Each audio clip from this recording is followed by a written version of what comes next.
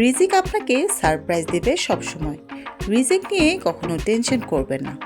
আপনার রিজিকে যতটুকু আছে আপনি ঠিক ততটুকুই ভোগ করবেন এবং আপনার রিজিক অন্য কেউ কখনোই ভোগ করতে পারবে না। আসসালামু আলাইকুম এভরিওয়ান, সবাই কেমন আছেন? আমি আল্লাহর রহমতে অনেক ভালো আছি। নতুন দিনে নতুন একটি ভ্লগে আপনাদেরকে স্বাগতম জানাচ্ছি।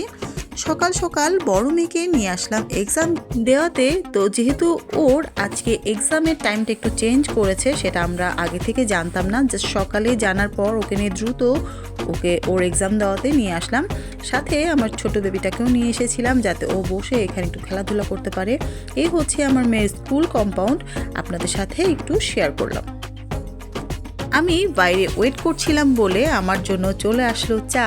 তো আমি এখানে বসে বসে চা খাচ্ছিলাম আর আমার মেয়ে এখানে খেলাধুলা করছিল। তো আমার প্ল্যানিং হচ্ছে আমার মেয়ের এক্সাম শেষ হলে একেবারে ওকে নিয়ে বাসায় চলে যাব। তো ওর এক্সামটা শেষ হওয়ার পর চলে গেলাম মুদি দোকানে কিছু টুকিটাকি বাসার জন্য জিনিসপত্র কেনাকাটা করতে। ছোটোখাটো কিছু প্রয়োজন হলে আমরা এই এলাকার যে মুদি দোকানগুলো আছে ওখান থেকেই নিয়ে থাকি, আর খুব বেশি জিনিস প্রয়োজন হলে সেক্ষেত্রে বাজারে অথবা সুপার শপে চলে যাই। তো ডিম, পেঁয়াজ এবং বাসার জন্য টুকিটাকি যা কিছু দরকার ছিল এই মুদি দোকান থেকেই নিয়ে নিলাম। তো আমি, আমার মেয়ে আর আমার হাজব্যান্ড, আমার ছোট মেয়ে, আমরা সবাই গিয়েছিলাম আজকে বড় মেয়ের এক্সামের জন্য। তো আজকে যেহেতু অনেক বেশি দেরি হয়ে গিয়েছিল তো ভাবছিলাম যে কি রান্না করব। ঠিক ওই মুহূর্তে রিজিক চলে এসেছে আমার বাসার দরজায়। হঠাৎ করে আমার হাজব্যান্ডের পরিচিত একজন অনেকগুলো খাবার পাঠিয়েছেন। তো কি কি খাবার পাঠিয়েছেন সেগুলোই একে একে আপনাদের সাথে শেয়ার করছি। খুবই আনএক্সপেক্টেড ছিল আমার কাছে ব্যাপারটা, কারণ আমি কিন্তু যখন আমার মেয়ে স্কুলের জন্য বসেছিলাম তো আমি অনেকটা সময় ধরে প্ল্যানিং করছিলাম যে বাসায় এসে আমি কি রান্না করব। যেহেতু আমার আজকে কোনো রান্না করা ছিল না আর ওদের এক্সামের টাইমিংটাও হঠাৎ করে চেঞ্জ হওয়াতে আমার সব কিছু এলোমেলো হয়ে গিয়েছে। ওখানে বসেই প্ল্যানিং করছিলাম যে হালকা পাতলা শর্টকাটের মধ্যে বাসায় গিয়ে কি লাঞ্চ তৈরি করা যায়, যেহেতু আজকে আমার কোনো রকম রান্না করা ছিল না। তো যারা খাবার পাঠিয়েছেন তারা প্রচুর পরিমাণে খাবার পাঠিয়েছেন। এখানে 2 থেকে 3 জনের পরিমাণের খাবার ছিল।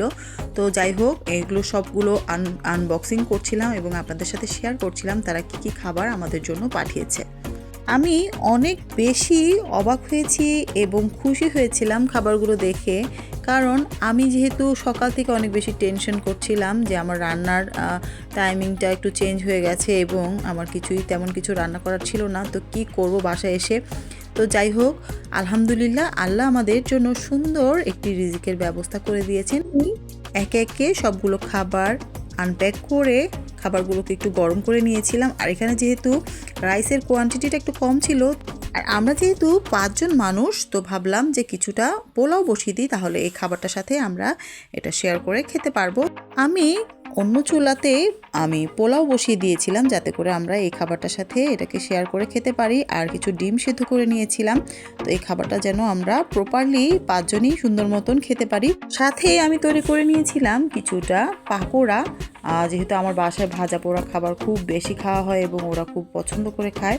তো সাথে পাকোড়া করেছিলাম আর আমাদের কোল্ড ড্রিঙ্কস তো আছেই। তো খুব সুন্দর একটা লাঞ্চ আমরা করলাম আজকে।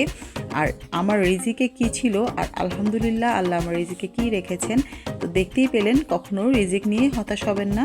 আল্লাহ আপনার রিজিকে যেটাই রেখেছে সবসময় আলহামদুলিল্লাহ বলতে হবে এবং আল্লাহর কাছে শুকরিয়া আদায় করতে হবে। তো সন্ধ্যায় আমার হাজব্যান্ড নিয়ে এসেছিল আমাদের জন্য পিৎজা। এটাই ছিল আজকে আমাদের ইভিনিং স্ন্যাক্স। তো আজকের ব্লগটি আপনাদের কাছে কেমন লাগলো আশা করছি জানাবেন। সবাই অনেক বেশি ভালো থাকবেন, সুস্থ থাকবেন, আমার জন্য দোয়া করবেন। নতুন কোনো ব্লগ দেখার আমন্ত্রণ জানিয়ে আজকের মতো এখানেই শেষ করছি। সবাইকে আল্লাহ হাফেজ।